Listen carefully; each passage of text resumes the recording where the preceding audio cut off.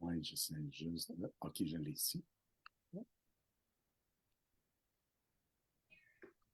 You're live. Okay, merci. And you're going to go check, right, on Yes. Facebook. OK, merci. Donc, bonsoir tout le monde. Hello, everyone. I'm just so happy that everyone can be with us tonight.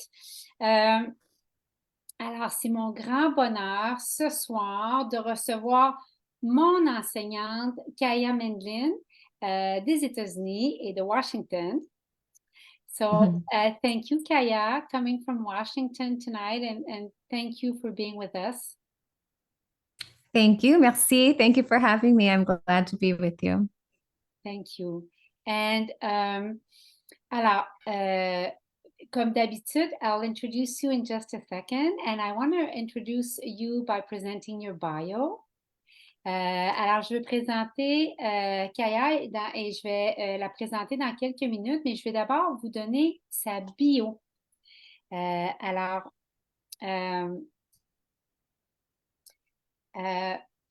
Donc, Kaya, would you want me to start over?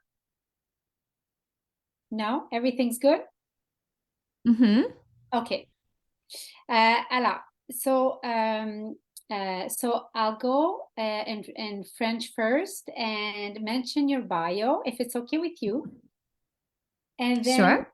And then come back in English, and you can also add anything after introducing yourself. Bon. Let's go this way.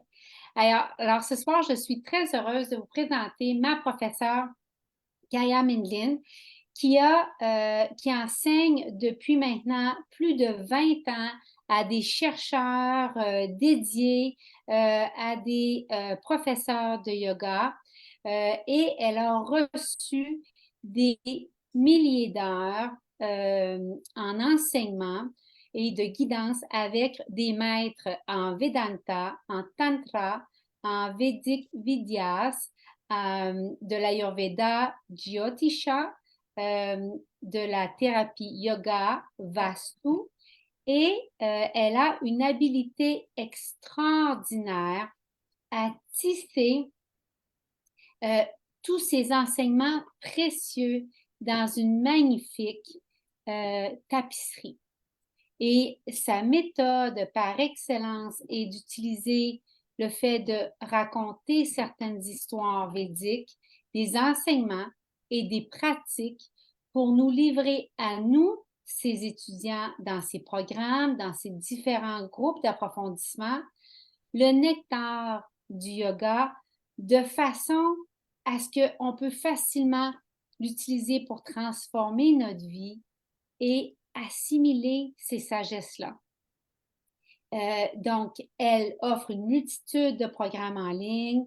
Elle vit dans un magnifique village aux États-Unis près de la mer et avec son mari, qui est un astrologue védique reconnu, et leurs enfants. So, Kaya, if it's okay, I'll say it in English. So Sure.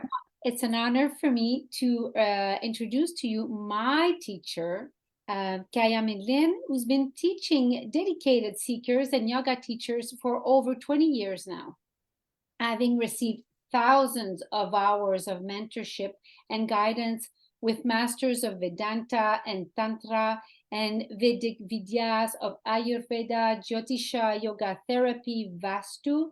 She has a keen ability to weave the spectrum of these precious teachings into a beautiful tapestry. You have to at least attend one of her classes, one of her programs once, and sooner than later, because the wisdom and the teachings are beyond everything I've ever seen. Her method to storytelling, teachings, and practices to deliver you the nectar of yoga in ways that you can assimilate to transform your life. She offers a multitude of deep programs online and lives in a small seaside village in the US with her husband, a very well-known Vedic astrologer, and their children. So, Kaya, would you like to that was a long bio, but I think it was necessary. Donc, c'était une longue bio, mais c'était nécessaire parce qu'il y a beaucoup de bagages. Donc, would you like to add something? I think it's plenty. Donc, Kaya mentionne que c'est déjà beaucoup. So, we'll jump right ahead in the first question, if it's okay for you. Sure. OK. Donc, on va rentrer déjà dans la première question. Donc, je vais demander à Kaya, avant de commencer, parce que Jyotisha, l'astrologie védique, est très peu ou pas connue ici au Québec et peut-être même au Canada. Et alors, étant donné que ça va être notre sujet privilégié ce soir, est-ce qu'elle peut nous donner sa définition et faire la différence, s'il y en a une, avec l'astrologie védique? Donc, est-ce que Jyotish et astrologie védique sont deux choses différentes ou les mêmes choses? So, Kaya, before we start, because Jyotisha is little to not known here in Quebec, if ever, and maybe in Canada as well, and since it will be our main subject tonight, can you give us your definition and if you make a difference with Vedic astrology, or is Jyotisha just one discipline? And I will take notes to make sure I don't forget any nuggets of what you're saying. Okay, so Jyotisha, it comes from two words.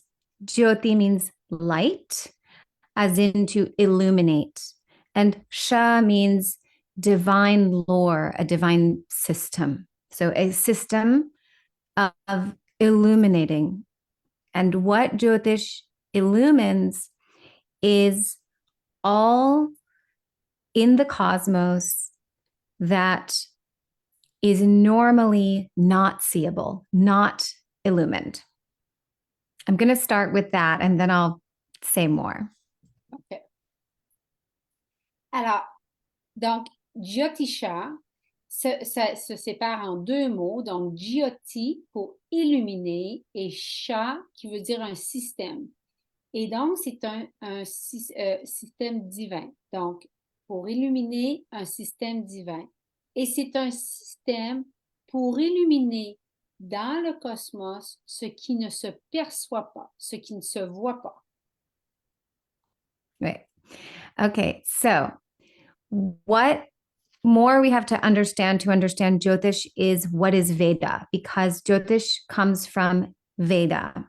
So Veda is an entire body of knowledge about the cosmos, all that is seeable and unseeable, and how to engage with the cosmic order to be successful in every aspect of life, from the physical to the spiritual, from the mundane to the spiritual. So Jyotish comes from Veda, what I just described. Yep. And Jyotisha illumines Veda. It is called the eye of the Veda. So you actually need to know Jyotish to understand all Vedic knowledge. So I'll stop there. So, alors, ce que Kaya nous explique, c'est que la Jyotish vient des Védas. Et les Védas, c'est toute la tradition, c'est un champ de connaissances. Et Jyotisha, et puis les Védas, c'est toute la connaissance pour avoir du succès, pour réussir sa vie sous tous les différents aspects. Et on dit que Jyotisha, c'est la connaissance qu'il faut savoir pour voir dans les Védas, pour être capable de regarder ce champ de connaissances-là contenu dans les traditions védiques, dans les textes des Védas. Donc, Jyotisha est l'œil qui nous permet de regarder ça et de voir tout ce qu'il y a derrière cette connaissance-là. Ouais. Okay. So can I say more about Jyotish, or Of do you course. have a follow-up question? No, you can surely go ahead. Okay. So your audience probably knows that Ayurveda comes from Veda, that yoga comes from Veda, Tantra comes from Veda. All of these things that you've heard of come from Veda. And Jyotisha traditionally is required to understand these things. So we need Jyotish to understand Ayurveda. For example, traditionally, before there was pulse diagnosis in Ayurveda, diagnosis and treatment was done by using Jyotish, which means looking at the map of the karma of the person. And yoga practice would have been selected diagnostically and so on according to Jyotish. When we do certain practices of yoga, or which practice is appropriate for which individual of yoga, we would use Jyotisha to understand. And Jyotish primarily in the Vedic tradition still used to determine the timing of sacred rituals, when you should start a mantra practice, when you should practice devotion to different forms of the divine. All of that is determined. All of devotion, ritual, yoga, Ayurveda is all determined from the Jyotish, looking at a map of, I didn't say this, but a map of the stars and the planets. I see Jyotish, by the way, just before I translate, I see Jyotish a lot more almost like cosmology, like it's so much deeper than it's those big shifts and those big energies and your place in that. It's so much more than this is what's going to happen to you Monday. Do you understand what Correct. it's like? Yeah, it's out to attune with how the universe is moving, and it's way deeper. Yeah, so this is why I'm starting with a vast definition, and then we can get more specific how we utilize it in our lives. But it's very vast. It includes everything, and it's used to understand everything. Yes. Perfect. So, alors, donc, il faut comprendre, sur notre page, plusieurs d'entre vous connaissez, entre autres, le yoga, l'ayurveda, le tantra, et tous ces champs d'études-là qu'on connaît viennent des Védas et s'appuient sur les textes et les sagesses védiques, donc la grande tradition. Maintenant, il faut comprendre que toutes ces disciplines-là qu'on connaît aujourd'hui, avant, étaient faites à partir de la Jyotish. Donc, avant, même qu'on prenne le pouls en Ayurveda de la façon dont on le connaît aujourd'hui, avant, on regardait le karma de la personne et la carte du karma de la personne nous orientait par rapport à son pouls en Ayurveda. En yoga, certains asanas, certaines postures en yoga, on allait à l'époque s'appuyer il y a très longtemps selon, encore une fois, le Jyotish personnel, donc la carte astrologique, si on veut, védique personnelle de la personne. De la même façon, concernant le timing des choses. Dans la tradition, on s'appuie dans toutes ces grandes traditions-là, que ce soit pour savoir quand pratiquer des mantras, des moments de dévotion. Donc, toute l'année, le timing des pratiques, même sur le sentier de l'initié spirituel, va s'appuyer sur la Jyotish. Donc, ça englobe tout. C'est très vaste et je disais à Kaya, c'est tellement comme de la cosmologie, c'est les mouvements de l'univers, c'est les grandes énergies et comment être en phase avec la marche de l'univers. C'est tellement différent que de voici ce qui va t'arriver lundi dans l'astrologie. Donc, you can continue. Okay. Shall I talk about Vedic astrology specifically, maybe? Yes. So what I wanted to ask that, yeah. So what is the difference, like, Yeah. in a nutshell, because it's so vast. Yeah. And then I will just mention when I translate how much you've helped me and us, my Mhm. husband and I, because your teachings, like the timing for us to align when you want to go in so yeah, so you go Yes. and then yeah. Good. Okay. So Vedic astrology is obviously English, not Sanskrit. Jyotisha is vast, as we said.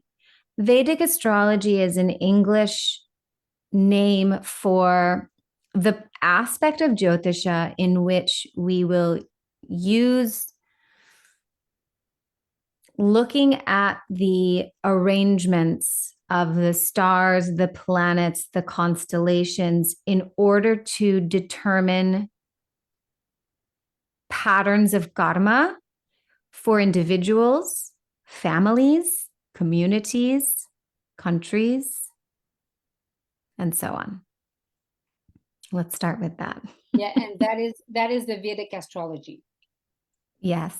It's a part of Jyotisha. It's one part of Jyotish. Correct.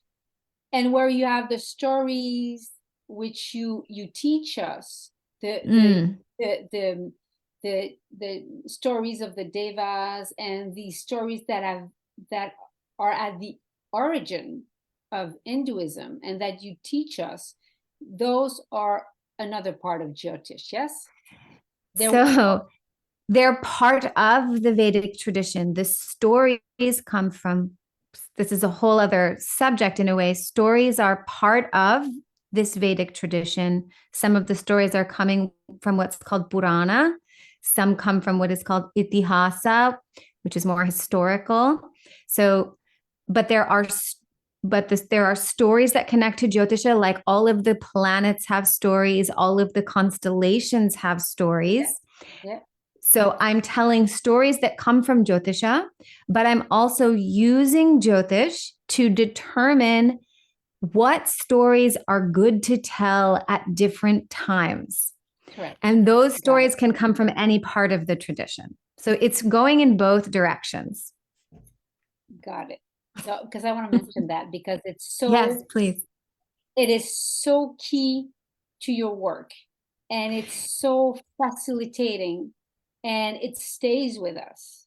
We might not get, but that story. This is my approach, to be clear. I mean, it's part of the tradition's approach, but specifically it is my mechanism for connecting people so that it's not just technical information. It's deeper and meaningful. Yes. So, alors, donc on va, donc Kaya mentionnait que, alors, Jyotisha, c'est vaste, on en a parlé, et c'est l'œil à travers, on regarde toute la tradition védique, mais l'astrologie védique comme telle, ce savoir-là, on l'utilise pour regarder des constellations, les planètes, les étoiles, le ciel, autant pour une personne et son karma et son incarnation ici que pour des pays, que pour le monde, et essayer d'y voir les patterns, essayer d'y voir les grands, comprendre l'histoire, la trajectoire d'une personne, d'un pays. Alors, c'est beaucoup plus profond que ce qu'on voit ici, par exemple, en carte du ciel ou en astrologie. So, yeah. Et, oh, yeah, I forgot the storytelling. Et ce qu'il faut savoir dans le travail de Kaya, et je vous recommande tellement, et je vais le mettre avec la vidéo, si vous comprenez l'anglais, de vous inscrire ou d'être avec une amie qui comprend l'anglais parce que vous pouvez retourner sur sa zone membre, il y a des histoires, il y a des paragraphes, il y a des recettes, j'en reparlerai tantôt. Mais elle nous fait comprendre l'astrologie védique avec des histoires qui repose sur toute la tradition védique et parfois elle utilise la Jyotish pour nous faire comprendre l'histoire et dans le bon timing de cette histoire-là particulière, parce que ça devient un enseignement. Ces anciennes histoires-là, millénaires de déité, de triomphe, de bataille, de guerre, nous amènent, nous les étudiants, à comprendre ces sagesses-là de manière très concrète. Et l'histoire reste avec nous quand on vit des situations de vie durant cette période donnée. Par exemple, quand on a eu les 2 dernières éclipses. C'était très pointu, précis et ça nous a aidé énormément. Moi, Daniel et moi, on écoute avec assiduité et on intègre les enseignements et c'est une ressource extraordinaire de connaître Kaya. C'est un grand honneur pour moi ce soir. Donc, so do you want to continue in that subject?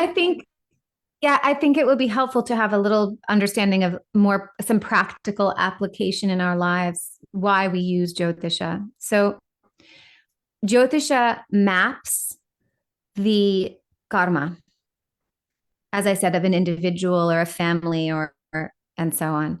So, and we can use those maps to give group counsel in a sense, as I do in my Nectar of Time. Yeah. We also use a map of an individual, multiple maps. Every individual we have multiple maps that we produce out of a birth time or out of the moment in which we're doing a Jyotish consultation. So for example, when I do Nectar of Time, I do a casting of looking at the planets and stars and luminaries for that month. But then I also look at the specific moment, the map of the specific moment when I'm teaching the class. We would do that in a one-on-one consultation. What is a map of the patterns of this person's life? What is the map of the patterns of this moment in which you're having the conversation with the Jyotishi, the astrologer? And then what we're looking at patterns that tell us about the play of destiny and free will. So Jyotisha accounts for both. We have destiny and we have free will. And we use Jyotish to navigate our destiny patterns so we can understand our lives more meaningfully, understand our actions or take wise actions more meaningfully at different time periods of our lives so that we can grow and that we can be successful and happy and have understanding and insight and make wise choices along the way according to what's possible. I'll stop there, but if you want me to give an example or two, I can do that. Fascinating. Yeah. So I'll translate there and then, of course, I want. Let's make this a week.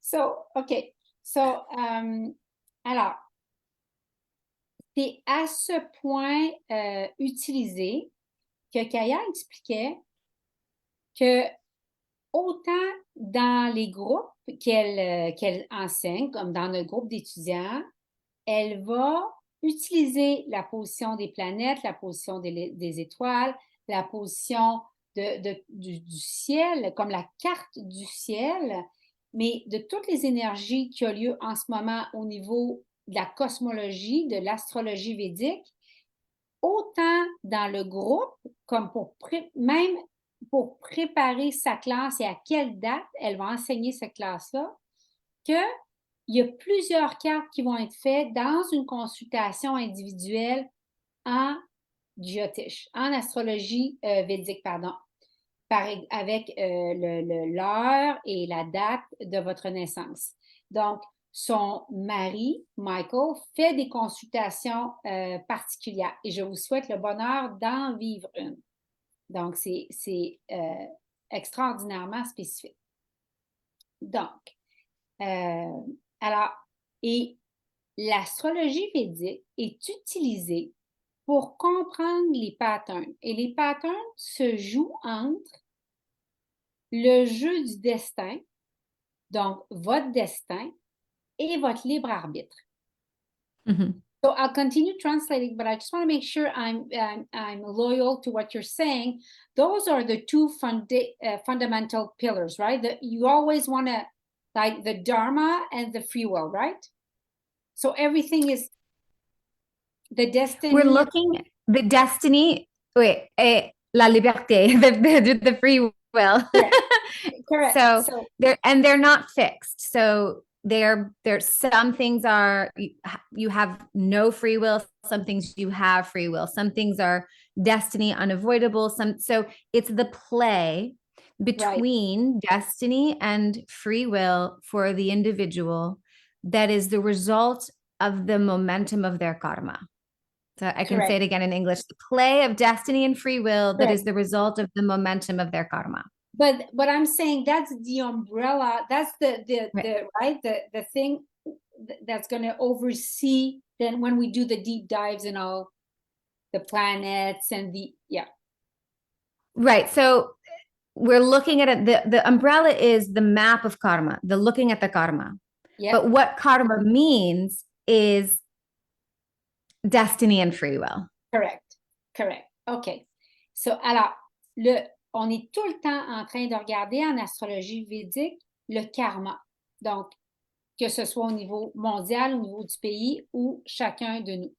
Et donc, on va regarder le karma, mais dans ça, on va regarder qu'est-ce qui est fixe, qu'est-ce qui est le destin, et là où vous avez de la marge de manœuvre qui est votre libre arbitre. Et donc, on va utiliser l'astrologie védique en 5 kaya pour comprendre, être capable de grandir, d'être heureux, de savoir quand aligner une action, puis de savoir quand il n'y a pas tant d'espace pour agir différemment Alors, c'est vraiment, et comment naviguer la partie qui est destinée, la partie qui est votre libre arbitre pour alléger le karma ou dépasser le karma ou annuler le karma, donc améliorer en fait son karma, créer du karma positif. So, okay. So, do you want to say more? You wanted to say... I'll say something short. Let me say something short just to make it a little bit more clear, perhaps, why we would want this. And then I can give an example. When you think about it, we all want really two things when it comes to our own journey. We want to understand why we are the way we are, why things are the way we are, why things work out or don't work out. We want insight. We want understanding. Why our family members are such and such a way, why we react the way we react. We like to understand ourselves and the world around us. So Jyotisha can give us that very individualized insight. That satisfies this one desire for understanding. Our other desire is about doing. We want to know what to do and when to do it so that we can be successful in anything we are desiring to accomplish or pursue. So that's the other desire that Jyotish satisfies, is the doing. What to do and when to do it. And why do we want to do anything is because we want to have something or be successful in something or accomplish something. So insight and strategy for action according to what is appropriate for me or what is my karma. I want insight about that, and I want strategy for my actions. Those are the main things we're looking for that we use Jyotish for. Understanding and strategy. Perfect. Very clear. Very, very clear. Thank you. So, alors, Jyotish est utilisé pour particulièrement 2 raisons pour rendre ça encore plus clair. La première, c'est qu'on veut tous, au fond, comprendre pourquoi on réagit comme on réagit, se comprendre et comprendre notre propre vie individuelle. Donc, pourquoi on réagit comme on réagit, pourquoi il nous arrive ce qui nous arrive, pourquoi nos parents sont de même, pourquoi telle chose fonctionne ou ne fonctionne pas. Donc, première des raisons pour laquelle on utilise Jyotish, Jyotisha, c'est pour avoir une compréhension de l'intérieur de notre propre vie et de qui on est. Et la deuxième raison pour laquelle on utilise Jyotish, c'est que c'est pour la stratégie. C'est à propos de ce qu'on veut faire. Donc, ce qu'on veut faire, qu'est-ce qu'on devrait faire, quand on devrait le faire. Donc, à ce moment-là, on a recours aussi à Jyotisha. Donc, c'est vraiment les deux aspects pour lesquels on vient vers, c'est pour se comprendre notre environnement et également pour savoir quand faire quelque chose, comment le faire et pour avoir du succès dans ce qu'on désire accomplir, parce qu'on a tous des désirs d'accomplir quelque chose et de poursuivre des projets ou des rêves qui nous tiennent à cœur. So, can we go into the second question? I wanted to backtrack a little bit, and I wanted you to share, if it's okay with you, how you grew up and decided to take that road, which is less travel, because then I'll get back to the more mature seeker in which most of your students are, because I've never met a teacher like you that is teaching in a Western way that we can understand, but so teachings that are so deep and so rooted with no compromise to the tradition. You know, like it hasn't been westernized. Yeah, you facilitate the teachings, but we're in the real thing. Oh, thank you. Merci beaucoup. That really, it means a lot. Thank you.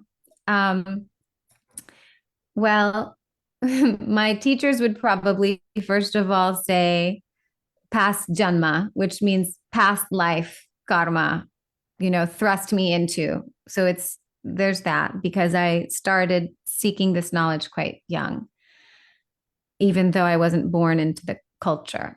Yeah. So I, from a very young age, was plagued with very deep questions. What is happiness? Is happiness possible? From 3 years old. Why are we here? Why do people suffer? I had these deep questions, but I didn't say them out loud because I never heard anyone inquire like this, but they were in my mind all the time. I was also a very caregiving person. I was taking care of my siblings, my cousins, learned to cook very young. So this was another aspect of my personality from very young, was taking care of other people. When I was 10 years old, my father died suddenly in an accident. And this exaggerated those tendencies in me to want to understand the nature of reality. Why do we suffer? Is happiness possible? Why are we here? And taking care of people, because of course, I was the oldest daughter. So when my father died, I was taking care of my mother. I was taking care of my siblings. I was taking on responsibility of caring for people. It's the beginning of my story that led me in a particular way, sort of a destiny pattern, where I was always in pursuit of that. And I started by studying sociology and anthropology, looking for those answers. And then I hit the limit. It didn't satisfy. So when I was around 20 years old, I started studying with a professor at my university, was teaching Eastern philosophy. And then he taught me how to meditate. And then I began having very profound inner experiences. So I left a PhD program and pursued yoga first. And then that led to study Ayurveda, led to studying Sanskrit, Jyotisha, Vastu, all of these things that I ended up studying because I was so hungry from such a young age for these answers. And this tradition for me, for my destiny pattern, it was satisfying me, you know, but it was also kindling my appetite for more. So it was about 12 years of full-time study, but it's been more than 20 years of studying, but 12 years of that was full-time with my teachers, mostly full-time, and with, you know, my husband did the same. Yeah.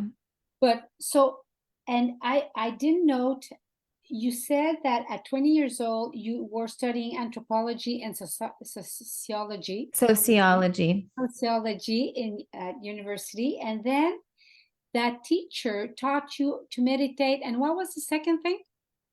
Eastern philosophy. We were reading Eastern Hindu and Buddhist scripture. Okay. It was a philosophy class in the university. Wow. Okay. But the professor was also a devotee. He had a guru. And so something else was really going on. Yeah. Yeah, got it. It was really a profound encounter. And then, but at 20 years old, did you take the deep dive? Did you go into India? When you left Michael, we went to India maybe when I was about 23 years old. We went to India. But so I studied, my teachers were some in the US and some in India, but mostly in the US, but Indian. Okay, got it. Okay. Wow. Okay. And then you never look back. Like from that day to now, that was it. Yeah. Now I'm not shopping. Yeah. So your life changed. Okay. So let me just translate that. It's fascinating. It's just fascinating. Yeah. OK. Donc, Kaya, à la deuxième question, je lui demande, j'aimerais reculer un petit peu. Puis j'aimerais, si tu peux nous partager comment tu as grandi, puis qu'est-ce qui fait que tu as pris une route comme ça? Parce que je lui ai dit, c'est très... J'ai jamais vu ça, moi. Je n'ai jamais vu un professeur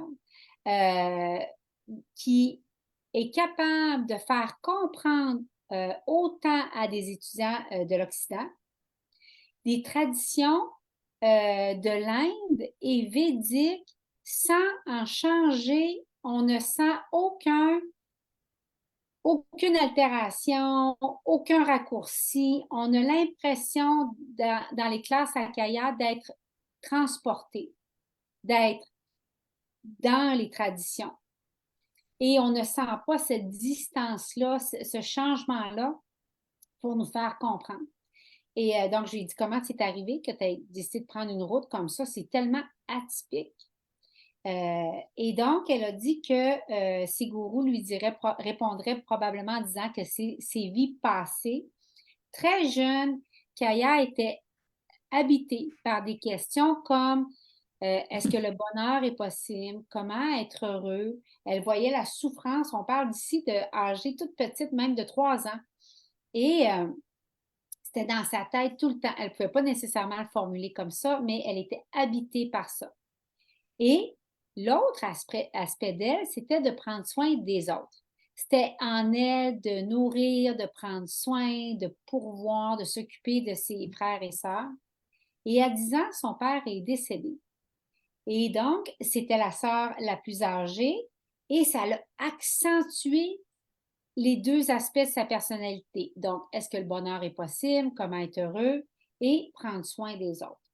Et donc, elle s'est retrouvée dans la vingtaine à l'université à étudier l'anthropologie et la sociologie. Et lors d'une classe, alors qu'elle suivait des cours sur les philosophies de l'Est, donc sur la philosophie, les écritures, les textes hindous et bouddhistes, elle a rencontré cet enseignant-là qui l'a marqué beaucoup et qui lui a appris aussi à méditer. Et ce propre enseignant-là avait des gourous aussi. Et donc, Kaya elle a eu des révélations profondes, très puissantes, vraiment des moments d'éveil par rapport à ça.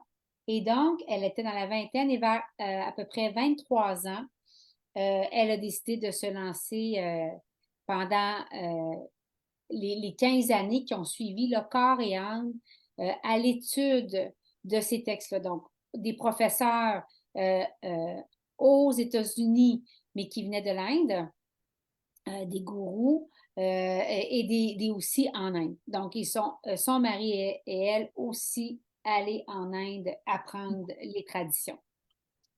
Donc, and how do you explain, Kaya, if I may ask you, for me, what struck me following your teachings, being in your group, by the way, your teachings and your groups are so generous. They have so much content, and I want to share with everyone who's listening tonight. You share recipes for an Ayurvedic lifestyle. You share parts of your life. We really have the impression of being in the family. Like it's really a safe space, and there is no difference with the Kaya we see here than within the group. Than as I'm, like it's so. And then we have those moments where we meet on Zoom, and you give us the teachings, and there's always a story you make for us, and you prepare for us in other videos. And we always have room for question and answers. And that leads me to my next question. During those Q&As on Zoom with you, or during your teachings of that timing, of that festival of the year, of that period, we just got out of Deepavali or Diwali, and the festival of light. And, you know, but it's so specific. Like, I was struck. It's incredibly precise. And sometimes it's like we're listening to your classes. We're on Zoom, and my husband and I, we're like, that's the word. That's the word we're looking for what we're going through right now. And, you know, it's so, you know, it's like a surgeon. It's really, you're there, and you're putting words, and it's very specific. I remember asking you a question with my son, and I'm just going to finish on that. And I said, you know, I'm a mom, and this is the challenge. And you said something, and it was 2 sentences, Kaya, but it changed everything. You said this way, and have that attitude inside, and 2 sentences. You didn't know the whole story. So, yeah. So, so how do you explain that it's so precise? How do you explain it's so precise? So part of it is it's the tradition. The tradition itself has extreme precision. Nothing is left outside of it. And you know, with Ayurveda, if you meet a Vata person, you can start describing them to them, and they can understand how you're able to do that. Yeah. Because this tradition is so insightful, and it is very precise about every level of our human experience, from the physical to the subtle to the psychological.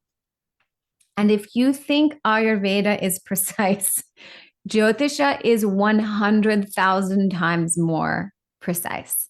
It is extremely multi-layered. It's beyond what you can imagine. I know several doctors now over the years who've tried to study Jyotisha, and they say it's much, much harder than medical school. It's so vast and so deep and so specific and so multi-layered. It's a lifelong study. So the system is specific, but it also dances. It's also, if you ask me a question and someone else asks me a question, the answer will also be different. So it's very much alive. So also what's happening is the fact that I've cultured my mind in this life and maybe in other lives with this system of knowledge, that I live it, that I don't know everything, but a certain amount of it is embodied in me. It's alive in me. And I've been teaching for a long time, so I understand people, and I understand the kinds of people who tend to gravitate to study with me. And I love Q&A because it's really in the moment, meaningful and personal and real.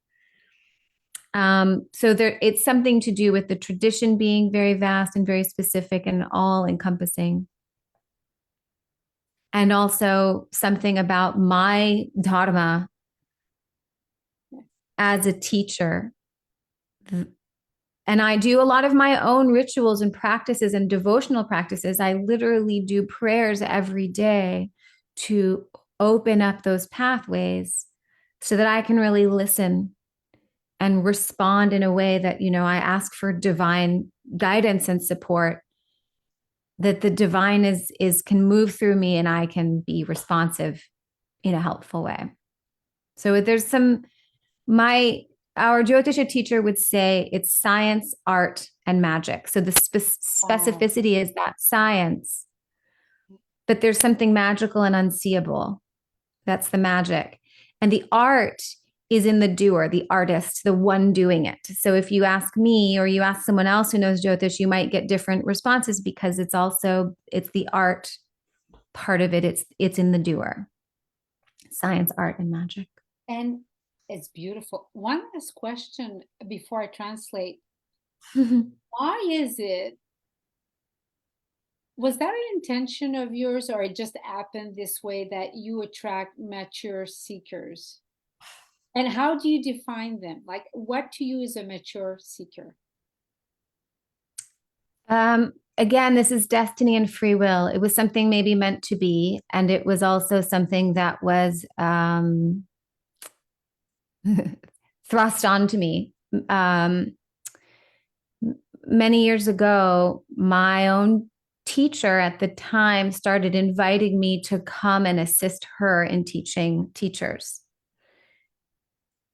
So these were yoga teachers and Ayurvedic practitioners and people that themselves were very dedicated. And for some reason, she pulled me in to do that.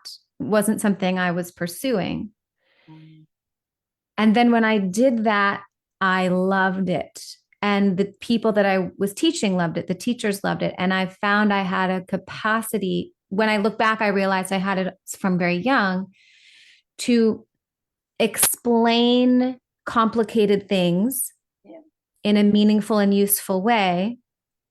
And it's really only deep seekers who want the explanation, who want to understand why, who want that depth.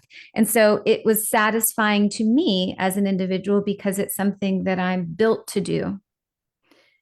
So it was given to me as something that I was essentially pulled in to do. And then I resonated with that.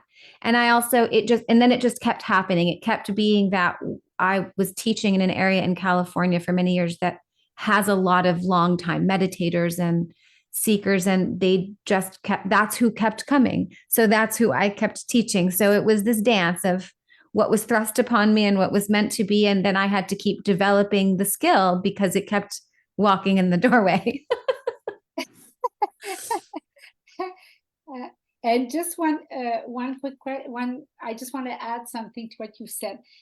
And I love what you're just saying, because that need for deepening and deeper conversation,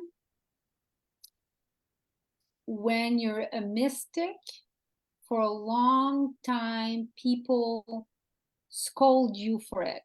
People say, oh, you can't have fun, everything's got to have a meaning, and you're always, you're heavy because it's always, why do you have to go so deep all the time? But then it gets validated when we meet you, and it gets significance when we meet you, because we're saying, well, wow, it is absolutely necessary, and it is a vantage point, and it is supernatural, and it's very powerful, and we should not be dumping up the conversations right now. it's not, you never dumb up something so we can get it. You're inviting us to go deep. Do you understand what I'm saying? It's very Yes. important because I find that it's not you who are babysitting us. It's like, you know, you're making it easy for us to grow. It's very Yes. good. And I find clear, but yeah. I want to just say, I know you have to translate. Yeah. Well, come back to me after you translate. I want to say something about having fun too. Okay, Don't yeah. not be so serious. OK, for sure. OK. So, alors, j'ai dit à Kaya, j'ai demandé, j'ai dit, comment t'expliques que l'astrologie védique est tellement précise? Parce que si je vous la présente ce soir, c'est parce que moi, j'ai été dans ces classes, puis il y a des moments, j'étais comme, bon, j'en reviens pas. Il y a des moments où on écoutait, Daniel et moi, puis on se donnait des coups de coude, puis on disait, mais c'est le mot qu'on cherche depuis une semaine pour définir comment on se sent ou ce qui se passe. Et donc, elle disait que la tradition est tellement précise. Elle disait, si en Ayurveda, tu décris à quelqu'un qu'il est Vata et puis que tu as bien compris son dosha, tu vas le décrire sur le plan psychologique, tu vas le décrire physiquement, tu vas le décrire très, très concrètement sans même le connaître et la personne va être stupéfaite. Mais elle dit, l'astrologie védique, là, c'est 100 millions de fois plus précis que ça. Et en plus, c'est multicouche. Et donc, c'est un système extrêmement spécifique. Et je lui racontais qu'à un moment donné, dans une classe avec elle, parce que j'espère que vous pourrez vous joindre à sa communauté, c'est juste tellement soutenant. Et dans sa communauté, il y a des recettes d'Ayurveda, pour avoir un style de vie plus védique, il y a des histoires qu'elle raconte en lien avec la période sur les traditions védiques et il y a tout le temps une partie d'astrologie védique sur comment s'adapter sur les énergies actuelles et les naviguer. Puis à un moment donné, je lui ai posé une question pour mon fils et j'ai eu un moment difficile et elle m'a répondu en 2 phrases. Mais tu sais, je suis restée bouche bée parce que elle ne savait pas toute l'histoire. Mais les 2 phrases, tu sais, c'est les 2 millimètres qui ouvrent la grande porte. Elle me dit la posture, elle me dit, tu vois, voici l'attitude, voici bon. Et donc, quelqu'un parce qu'on a des Zooms à quelques reprises dans le mois, puis il y a tout le temps une période de questions et réponses. Et à un moment donné, Kaya, elle dit, ça pourrait être une autre étudiante qui pose la même question que toi, puis ma réponse va être différente. Alors, il y a différents aspects. Pourquoi c'est si précis? Premièrement, à cause de ce savoir-là qui est excessivement précis, mais aussi, elle dit maintenant, c'est rendu en moi. C'est tellement descendu en moi et intégré, cette connaissance-là, qu'elle dit, tu sais, elle dit, à tous les jours, moi, je vais prier, puis je vais faire ma pratique, puis mes méditations, puis ma dévotion à chaque jour pour recevoir la guidance divine, pour recevoir le support, pour justement bien rendre les enseignements et ouvrir. Quand je fais mes prières puis que je demande la guidance divine puis le soutien divin, c'est pour ouvrir ces routes-là de connaissances et mon esprit à encore mieux le transmettre puis encore mieux recevoir en préparation à la classe. Et elle disait que ses propres enseignants disaient toujours que c'est une partie science, une partie art et une partie magique. Et la science, donc, ça repose sur une tradition, ça repose sur un système millénaire. L'autre partie de l'astrologie védique, c'est la partie de l'art, donc la maison de l'artiste, c'est celui qui fait, dans ce cas-ci, c'est Kaya. Ça pourrait être d'autres enseignants en Jyotisha et vous auriez peut-être d'autres réponses. Et la partie magique, c'est la partie de l'invisible. C'est la partie qu'on ne peut pas voir dans l'enseignement, dans ce qui est transmis, dans la tradition. Et j'ai dit, alors comment ça que tu fais souvent référence au fait que les gens qui viennent vers toi, c'est des enseignants matures, c'est des initiés sur le chemin, c'est des initiés mystiques, c'est des praticiens de yoga ou d'ayurveda, mais c'est vraiment des chercheurs délibérés. Et elle disait, il y a une partie, c'est mon destin, puis une partie qu'il y a un enseignant, il y a plusieurs années, une de mes enseignantes, elle m'a dit, j'ai besoin d'aide, viens enseigner une classe. Et puis viens m'aider pour cette classe-là. Et ça donne que les gens qui étaient là, c'était tous des gens d'expérience. Donc, et c'était des gens qui cherchaient depuis longtemps et qui voulaient apprendre les traditions et ces enseignements-là depuis longtemps. Donc, alors, puis c'était des gens qui voulaient aller dans la profondeur des enseignements védiques. Et je lui disais, j'ai dit, c'est tellement le fun d'être avec toi parce que j'ai dit, on est validé dans notre besoin de profondeur quand on suit une classe avec toi, alors que souvent dans le monde occidental, le goût pour la profondeur, tu te fais quasiment ridiculiser ou moquer d'avoir ce goût-là pour la profondeur parce que c'est à propos souvent c'est pas les gens qui nous enseignent qui nous invitent à aller dans la profondeur, c'est plutôt comment on va rendre une conversation plus stupide pour être compris par le plus grand nombre, tu sais. Mais les enseignements de Kaya, c'est pas ça, elle nous invite à aller justement dans la profondeur de la tradition, puis de plonger dans les enseignements, et c'est vraiment très facilité. Et elle disait, et puis elle a raisonné au fait de travailler avec des gens qui avaient ce goût-là, et c'est ce qui a continué d'arriver autant en Californie quand elle a enseigné à un moment donné à des groupes, et c'est ce qui a continué de croiser sa route et de venir vers elle. Donc, ça l'a poussé aussi à parfaire ses enseignements pour des gens qui veulent aller en profondeur. So you wanted to say something, that was a mouthful, but that was very important to translate. You wanted to say something about having fun. Yes. So I think that a mature seeker is someone that has been seeking for many years or was born that way, seeking depth, meaning, answers, understanding. These people do tend to be serious.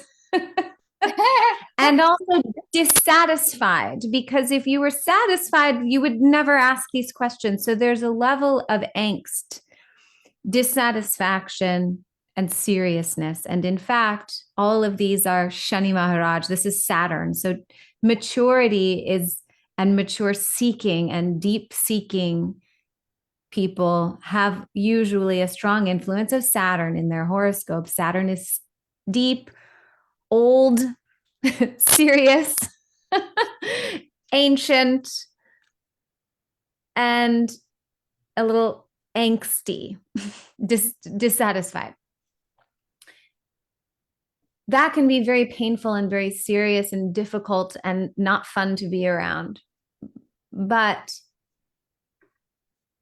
this tradition is full of joy, bliss, dance, music, art, stories, pleasure is all part, this is the same tradition that has the Kama Sutra, that has delicious food, that has beautiful traditional dance and music and art. So this is one of the reasons that I bring in the storytelling. My own teachers, one of them would break into song all the time and tell jokes all the time, and all of my teachers actually were very, very funny, telling lots of jokes and cracking themselves up so hard they would fall off of their chairs. One of them carried a joke book in his backpack of blonde jokes. So once you start to touch answers to these questions and feel more satisfied and feel hope that there is meaning in life, there is so much joy. And so this is one of the reasons I tell the stories, is to bring the heart, to bring a sense of emotion, whether it's sadness or curiosity or humor, delight, pleasure. A visual picture delights us. and makes us joyful. And I think about, that's part of me bringing my role as a mother into my teaching. With my children, I do so much storytelling.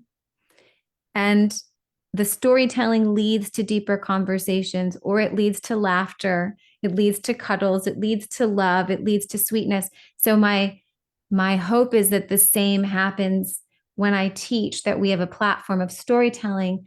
It reduces that seriousness. We're being serious as seekers, but we're doing it with emotion and joy and humor, and we're bringing our hearts with us.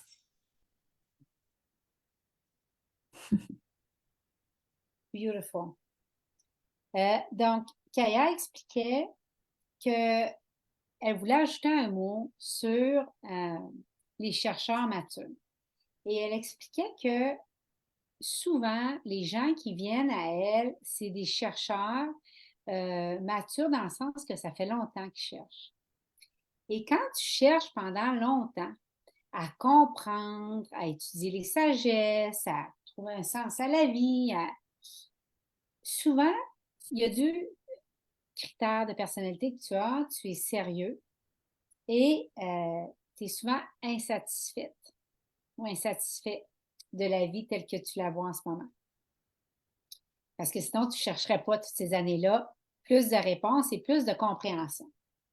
Et donc, Kaya explique que ça, c'est souvent l'influence de Saturne. Ces chercheurs-là ont souvent, et on en arrive à l'astrologie, ces chercheurs-là ont souvent l'influence de Saturne dans leur carte védique du ciel. Et donc, ils vont chercher de la profondeur, ils vont être sérieux.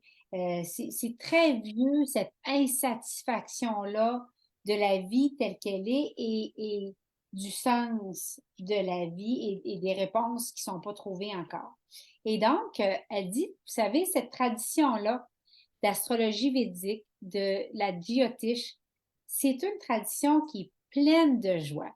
C'est cette tradition-là qui a vu naître le Kama Sutra dans les relations amoureuses. Là. Donc, pour ceux qui ne connaissent pas, la nourriture qui est tellement extraordinaire, les couleurs de l'Inde, l'art de l'Inde et les chants aussi. Et donc, elle disait, moi, j'ai appris de mes gourous, puis de mes professeurs, puis de mes enseignants. Je veux dire, ils chantaient, ils faisaient des blagues. Elle dit, j'avais mes enseignants qui traînaient un livre sur les jokes de blonde dans son pack-sac. Donc, elle dit, moi, j'ai appris la tradition comme ça. Alors, je trouve ça important des fois d'amener une image.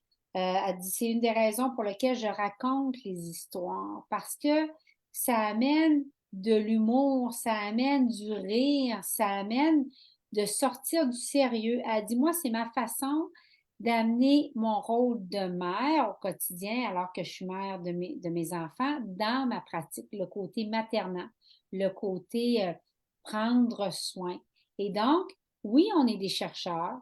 Oui, on est dans un pèlerinage comme mystique, mais on y va avec nos émotions, on y va avec notre humour, puis on y va avec notre cœur. Donc, if it's okay for you, I'll ask you the other question. I have like two final questions. We could go on for a long time because it's fascinating. But I don't want to keep you too long from your family responsibility and other. So, why, in your opinion, is Jyotisha and Vedic astrology like so relevant for our times now? Why is it so relevant for now? Yes. Because we, more than ever, I think, in the world, most people now, as modernity has taken over and isolation has taken over and too many options have taken over, we more than ever lack those two things that I described Jyotisha can satisfy: a sense of meaning and understanding, and a sense of what am I to do. So most people so disconnected from a depth of meaning and understanding. We're very disconnected from understanding ourselves, from understanding the world, from understanding the cosmos, from connecting to deeper meaning in life. So that understanding is missing for most people. And overwhelm because of too many choices is rampant. It's a big problem. And each generation right now, it gets worse. So we need so much guidance and clarity about what am I to do. You know, we can look around and see what seems to be a lot of options, or we look around and see what so many people are doing and think, well, maybe I should do that, or maybe I should. And we lose sight of what is appropriate for me, what is meaningful, how do I understand myself, and what am I to do? We're so disconnected from that. Once upon a time, your family, your community told you how to understand things and what the meaning of everything was. And once upon a time, your role in life was laid out for you based on your gender, based on what your parents' role was, based on your position in society. It was essentially all given. Now, that's not necessarily ideal either if it's very strict, but there's a great deal of psychological ease in not questioning every moment of your life. Is this really what I should be doing? That's highly stressful. So we're dissatisfied in these two essential ways. What is the meaning?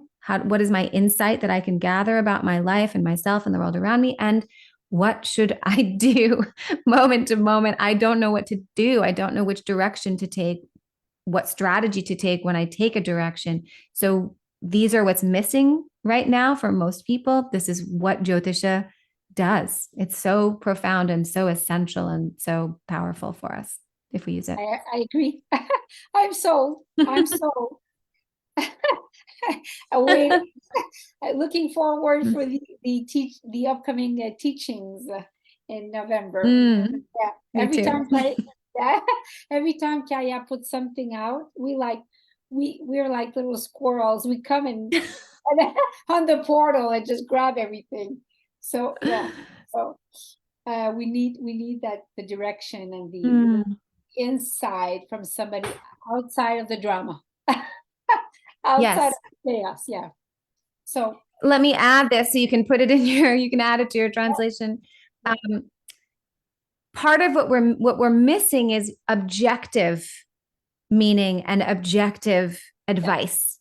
Yeah. Usually what you get is a social opinion or pressure, or a family opinion or pressure, which is not really objective. And Jyotisha it's alive and it's art, but there is a mathematics behind it. It has that precision. So there's an objectivity, and the teacher has to be objective. The advisor has to be objective. So that objectivity is something we're very much missing right now. Everything is subjective feelings and opinions, which doesn't help us when we're looking for meaning and purpose. And to add to your point, people are now switching the terms, it's my opinion, to it's the truth, or it's my truth. As in there's so many truths. And then you're in that, there's no floor under you, because they're all are little truths. But the truth with a capital T, and all great traditions say the same thing. There is just one truth, and it's with a capital T. And when you're on it, it doesn't move. So, so it's just, it's just speaking to your point. And so we're in front of many, many, many, many people that have never studied truth with a capital T. Yes. And they think that what you find on the internet is knowledge with a capital K. And then, you know what I'm saying? So, yeah. Yes. So I know the translation will get longer, but what's special about this tradition is that truth with a capital T allows for incredible variety and diversity. In the way that you can see, 100 different oak trees will look different. 100 different roses will still look different. So that objectivity and the truth with a capital T also accounts for variety that's individualized at the same time. And this tradition can hold both, which is unusual. Yeah. Yes. Beautiful. Let me just translate that. OK. Oui. Donc, j'ai demandé à Kaya, j'ai dit, pourquoi tu penses que Jyotisha et l'astrologie védique sont tellement importants à ce stade-ci de l'histoire? Et elle disait, maintenant, plus que jamais, la modernité, l'isolement, qui est tellement, qui s'est étendu et qui est répandu et qui a changé beaucoup de choses, la Jyotish vient répondre à deux besoins fondamentaux que les gens ont plus que jamais en ce moment, qui est, j'ai besoin de trouver le sens de ce qui m'arrive, de comprendre ce qui m'arrive, de trouver un sens tout court dans ce que je vis et qui je suis. Et le deuxième aspect qu'on a parlé tout à l'heure, c'est quoi faire devant la situation qui m'arrive et devant le problème que j'ai.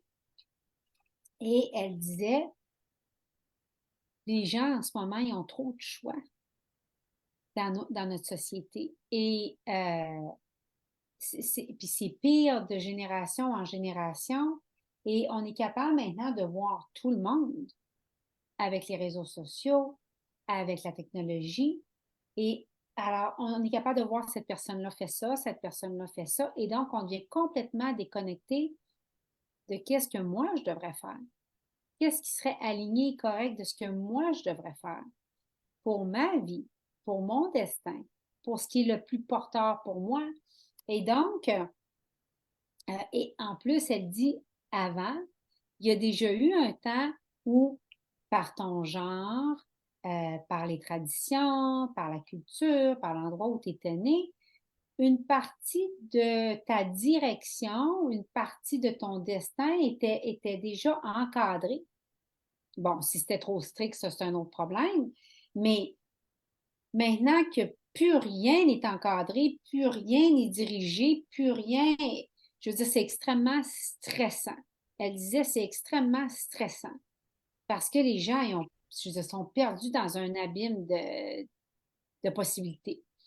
Et donc, elle ajoutait que l'autre chose qu'on recherche aussi, c'est que tout est rendu subjectif. Donc, dans les médias sociaux, on entend beaucoup mon opinion, ma vérité, ce que moi je pense.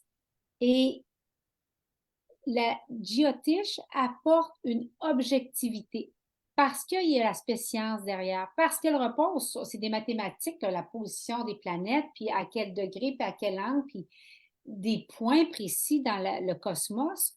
Il y a une mathématique derrière ça.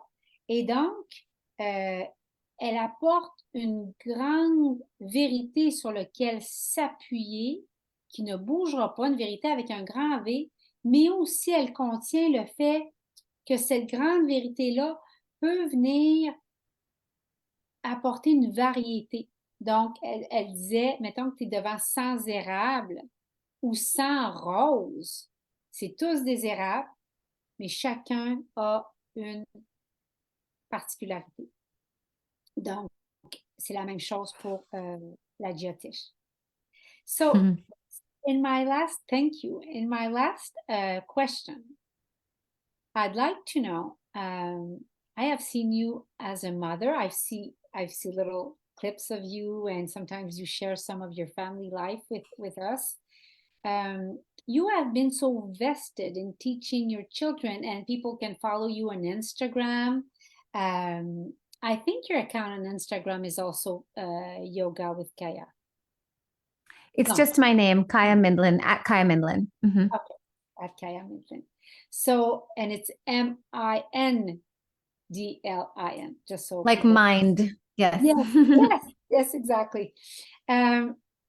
So we see sometimes you teach Sanskrit to your children, and they're very, like, I've been following you for many years before getting in your groups, and um for long they were very young and you were doing this. So all the traditions. So what are your hopes when, for them having learned that? Because that was beautiful, but it's so rare. Sure. I mean, it's not rare for if you're, growing up in a Hindu family, for example, it wouldn't be rare at all. So my children have essentially, in some ways, been growing up in a Hindu family. So it's what's normal to them. It's just the environment that they're in. It's not that I sit down, I don't do yoga with my children. I don't sit down and necessarily teach them Sanskrit. Michael and I live our lives according to our values and our love. And that includes doing a Sanskrit mantra when we eat, doing mantras every day. And the children just hear it. They've heard it from very young. Many times I'll sit down to do a mantra and my kids will know it and I don't even know how they know it. So it's just that they're children. They pick things up so easily. It's just been, the broth in which they've been stewing. And also we might say, if we look at karma, our children are born with a certain destiny pattern, certain karmic momentum. And so, of course, the child earns the family, for better or worse, that they're born into. And then it just happens. I never force anything on my children because I know that will backfire. But they love these things. They have better Sanskrit pronunciation than I do because they learned it younger than I did. It's very fascinating. They will correct me if I get lazy, and they love the stories. So we have bookshelves of these stories. They study them themselves. They pore over them. They read them. I read them. We read the Ramayana. I can't even count how many different versions of the Ramayana we have. My children love the story with Hanuman and Rama and Sita.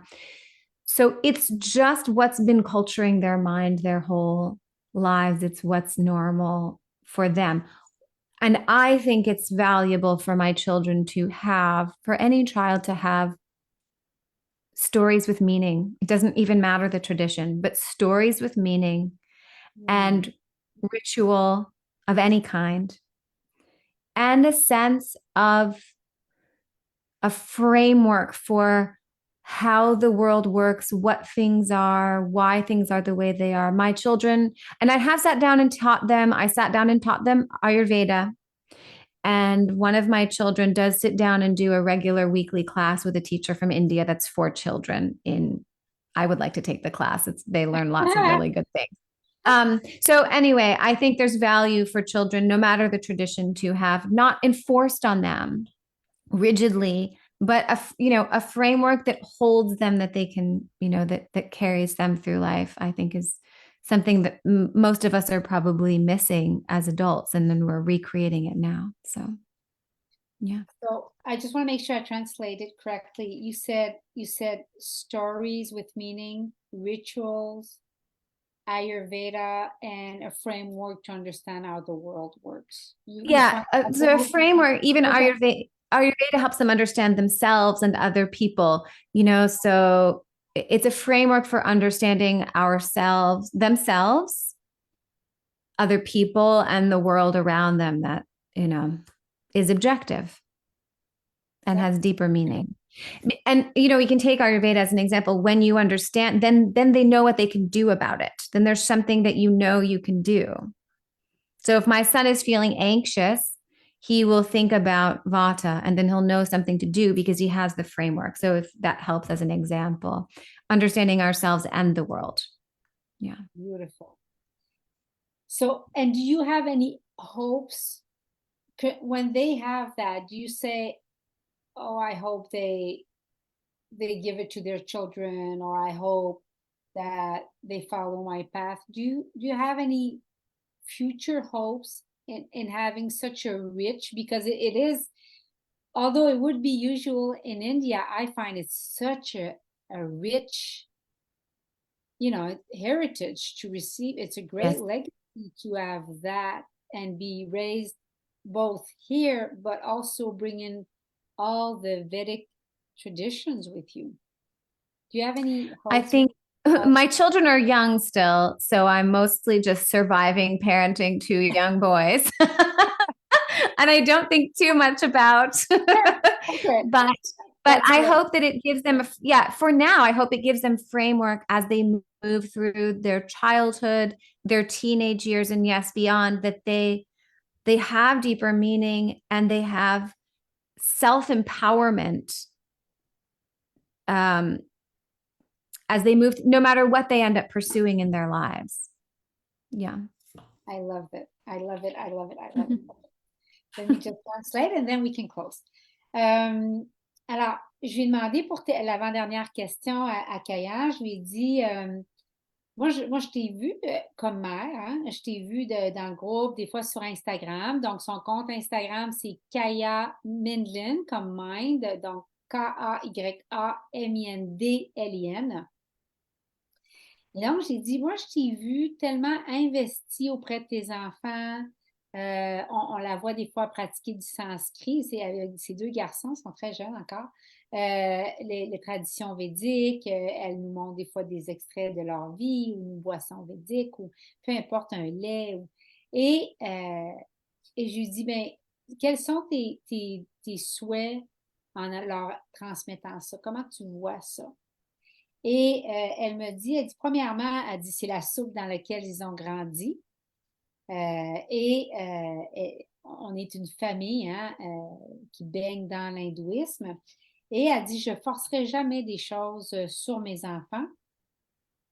Mais elle dit, on a des livres d'histoires de Ramayana, donc c'est des déités, c'est des histoires de déités de l'Inde, des dieux, des déesses et tout ça. Puis elle dit, mais les enfants vont chercher les livres eux-mêmes, là, puis ils vont s'ouvrir un livre, puis ils vont aller lire l'histoire, puis ils adorent ces histoires-là, avec ces héros-là hindous.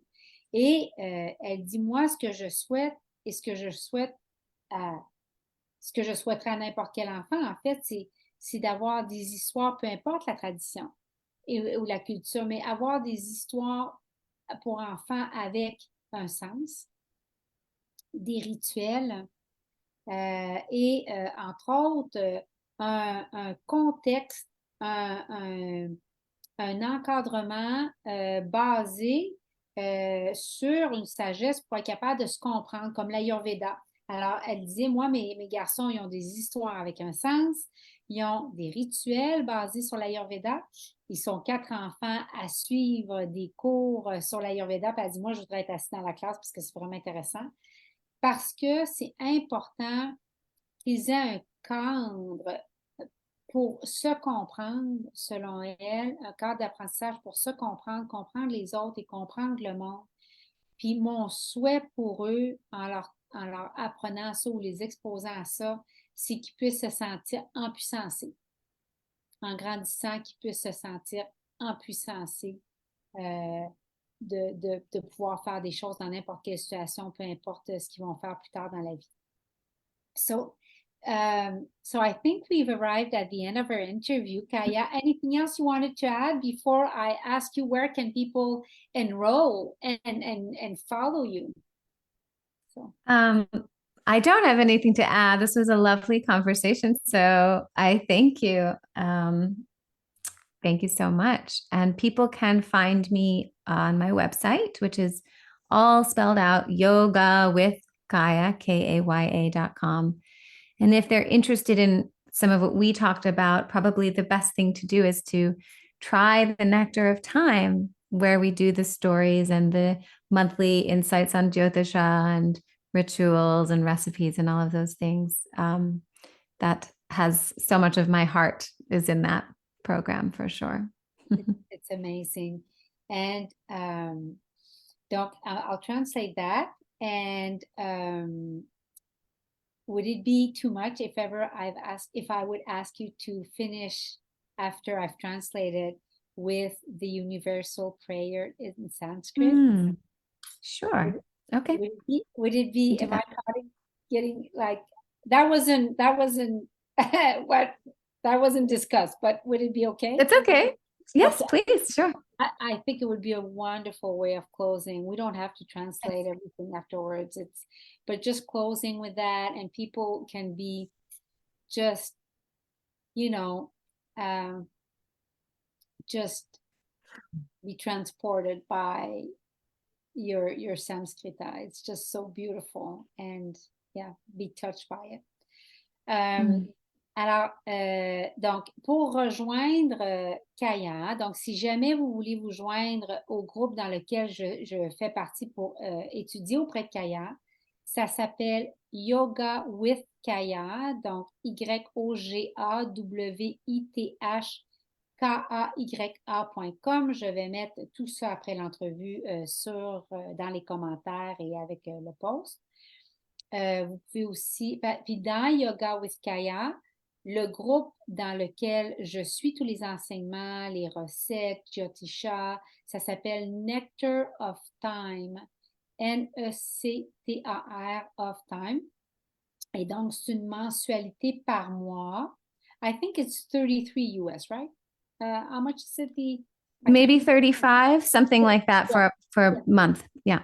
Donc, vous pouvez venir à chaque mois. Il n'y a pas d'obligation. C'est 35 par mois et US. Donc, c'est vraiment... Et vous allez en recevoir pour votre argent. Alors, ou la suivre encore sur Instagram. Et donc, je lui demandais à Kaya en terminant, est-ce que tu nous ferais l'honneur, et je ne traduirai pas après, mais elle va réciter la prière universelle, qu'ils soient tous heureux, donc, une prière universelle qui est connue, je la mettrai en français avec la publication. Mais là, parce qu'il est tard, je vais la laisser terminer avec la prière et je lui ai demandé si elle pouvait la réciter en sanskrit, chose qu'elle nous apprend à faire dans son groupe d'études. So, you have the final word. Okay. This is a prayer that all beings be happy, no one fall ill, all see what is auspicious, that no one feel sorrow. This is universally for all beings everywhere. Peace, peace, peace. Om sarve bhavantu sukhinaha, sarve santu niramayaha, sarve bhadrani pashyantu, ma kaschid dukha bhag bhavet. Om shanti shanti shanti. Oh.